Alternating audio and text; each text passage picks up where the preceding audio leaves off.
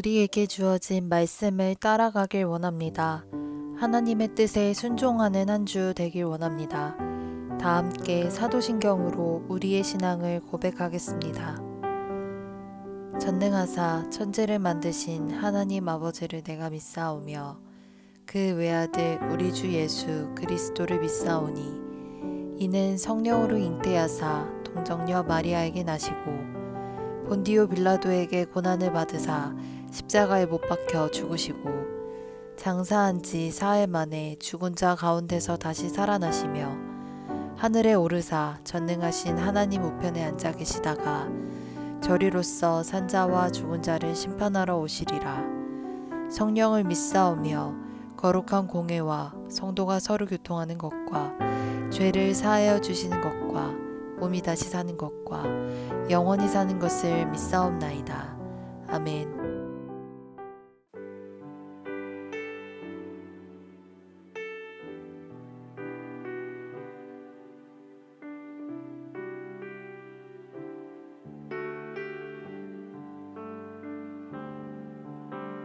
주 나의 모습 보네 상한 나의 맘 보시네 주 나의 눈물 안에 홀로 울던 맘 하시네 주 사랑 내게 있네 그 사랑이 날 채우네 주 은혜 내게 있네 그 은혜로 날 세우네 세상 소망 다 사라져가도 주의 사랑은 끝이 없으니 살아가는 이 모든 순간이 주 은혜임을 나는 믿네 세상 소망 다 사라져가도 주의 사랑은 끝이 없으니 살아가는 이 모든 순간이 주 은혜임을 나는 믿네.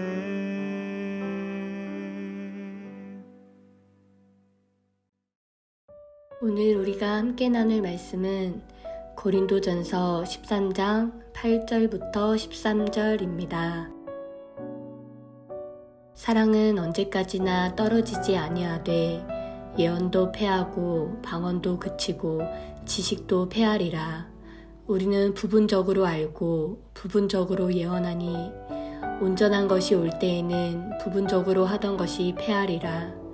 내가 어렸을 때에는 말하는 것이 어린아이와 같고 깨닫는 것이 어린아이와 같고 생각하는 것이 어린아이와 같다가 장성한 사람이 되어서는 어린아이의 일을 버렸노라.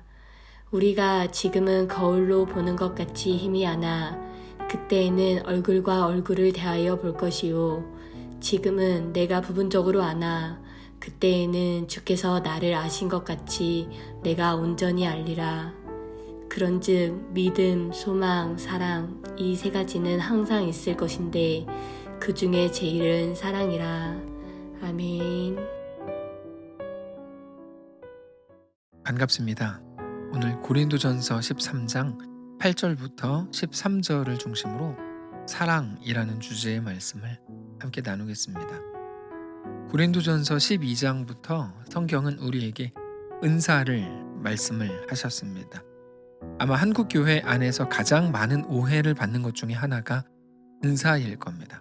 은사는 어떤 부러운 것도 아니고 나도 저런 능력을 가지면 좋겠다라고 할 만한 어떤 신비한 능력이 아닙니다.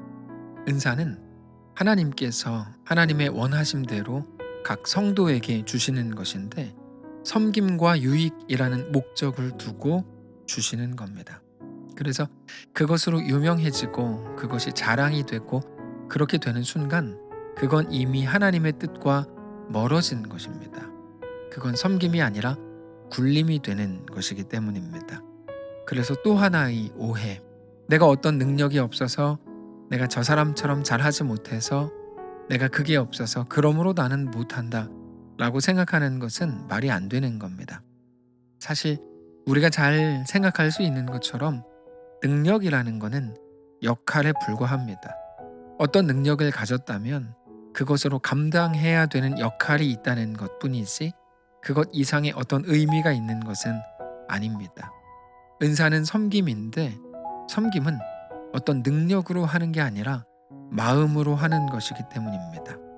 그래서 최고의 은사, 우리가 어떤 상황에서도 은사의 목적을 달성할 수 있는 최고의 은사가 있는데 그게 바로 사랑이라고 말씀을 하신 것입니다.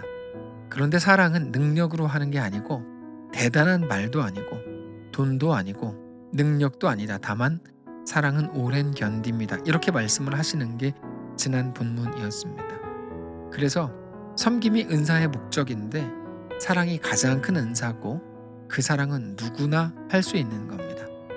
그런데 단지 사랑이 어떤 감정적인 혹은 감성적인 측면에서의 은사가 아니고 아주 실제적인 은사라는 것을 오늘 본문을 통해 말씀을 주십니다. 너희가 부러워하고 눈에 보이는 대단한 능력인 것처럼 생각되는 모든 것들이 사라질 때가 온다는 거죠. 능력은 역할인데 시대가 바뀌면 시대에 따라서 섬김의 방식도 달라지기 때문에 은사의 내용이 달라진다고 말씀을 드렸습니다. 그래서 모든 것들이 달라지고 필요가 없어져서 사라지기도 하고 그렇게 양상은 바뀔 수 있지만 오직 사랑은 사라질 수 없다는 것입니다. 은사의 목적이 섬김인데 그 목적이 달라진다면 모르겠지만 그럴 일이 없기 때문에 최고의 은사인 사랑은 절대 사라지지 않는 것입니다. 8절입니다. 사랑은 언제까지나 떨어지지 아니하되 예언도 패하고 방언도 그치고 지식도 패하리라. 그 예로 예언을 말씀하시죠. 말씀 사역입니다. 9절. 우리는 부분적으로 알고 부분적으로 예언하니 온전한 것이 올 때는 부분적으로 하던 것이 패하리라. 너무나 당연한 말입니다.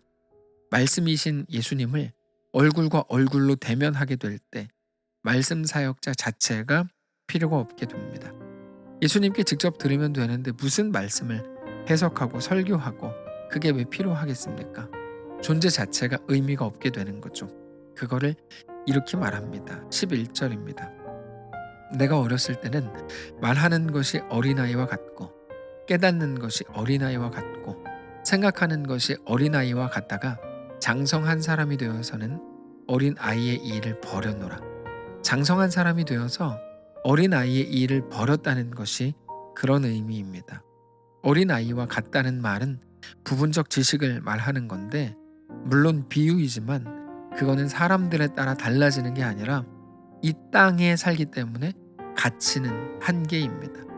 여기에서는 자기가 가진 능력과 그 부분에 대해서만 섬길 수 있습니다. 그러나 우리가 영원하신 하나님을 만나게 될 때 그 모든 은사들은 더 이상 의미가 없어집니다. 우리는 그런 존재가 됩니다. 어떤 은사도 의미 없게 되는 우리 자체로 하나님을 깊이 알게 되고 하나님을 닮게 되고 하나님을 대면하여 보게 되는 존재이기 때문이죠. 12절입니다. 우리가 지금은 거울로 보는 것 같이 희미하나 그때에는 얼굴과 얼굴을 대하여 볼 것이요 지금은 내가 부분적으로 아나 그때에는 주께서 나를 아신 것 같이 내가 온전히 알리라.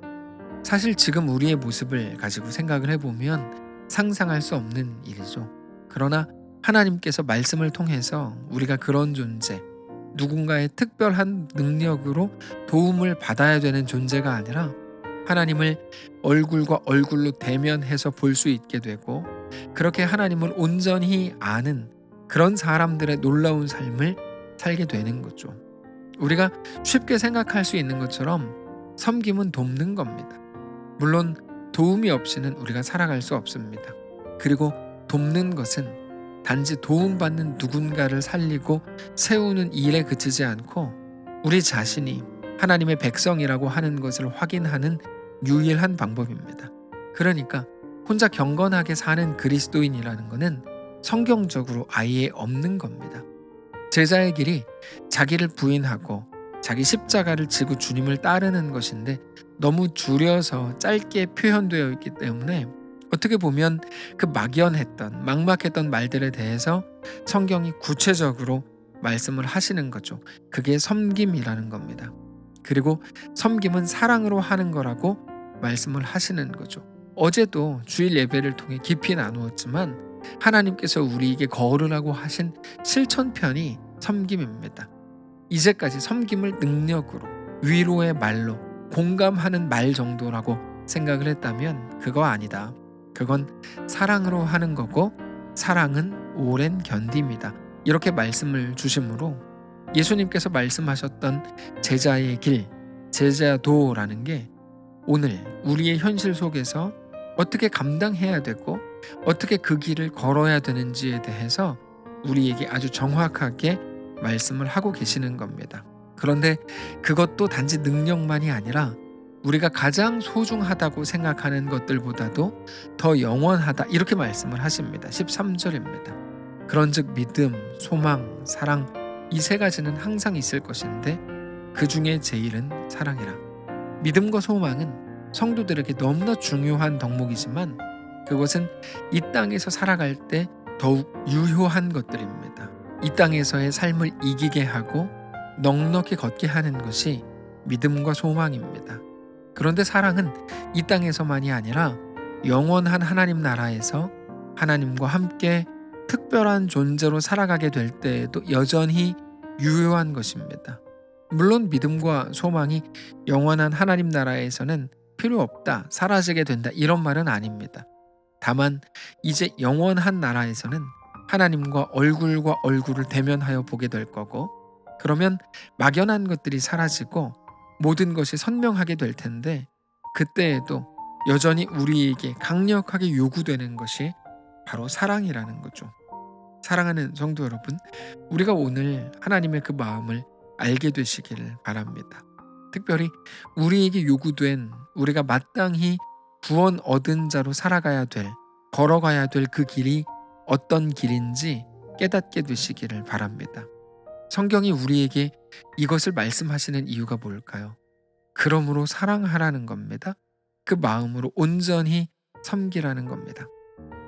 오늘 우리가 있는 그 자리에서 오랜 견딤, 그 사람에 대한 견딤일 텐데요. 그 온전한 섬김이 이루어지고 그렇게 우리에게 요구된 길을 넉넉하게 걷는 거룩한 성도들 되시기를 바랍니다. 기도하겠습니다. 살아계신 하나님 감사합니다. 오늘 우리에게 구원받은 자로 어떤 길을 걸어야 될지 제자의 길, 제자도 성도의 길 말씀하시니 감사합니다. 우리가 모르는 자로 아무것도 모르는 것처럼 그렇게 그저 서 있지 않게 하시고 하나님 우리에게 원하시고 요구하시고 도전하시는 것이 어떤 것인지 깊이 깨닫고 그렇게 우리 주님과 함께 믿음으로 동행하는 각자의 자리에서 제자의 길, 예수의 길을 넉넉히 걸어가는 모든 성도들 되게 하옵소서. 명절 기간입니다. 하나님께서 우리에게 함께 하셔서 우리가 속한 모든 가정마다 주의 놀라운 은혜가 있게 하시고 특별히 이번 명절을 통하여 하나님께 더 가까이 나아가고 더 온전히 주님께 드려진 바 되는 거룩한 모든 믿음의 가정들 되도록 축복하시옵소서. 한 주가 이렇게 시작됩니다. 성령님 우리와 함께 하시고 주의 거룩한 은혜와 주의 놀라운 사랑이 우리를 완전히 감싸는 놀라운 한 주 되도록 축복하시옵소서. 감사드리며 살아계신 예수님의 이름으로 기도합니다. 아멘. 사랑하는 성도 여러분, 하나님께서 오늘 하루를 우리에게 허락하셨습니다. 믿음으로 주께 나아가시기를 바라고 새롭게 오늘부터 시작되는 한 주, 또 오늘의 하루의 시간 동안에 하나님을 깊이 알고 주님을 닮아가고 그렇게 제자의 길, 예수의 길로 걷는 사랑하는 모든 성도들 되시기를 축복합니다.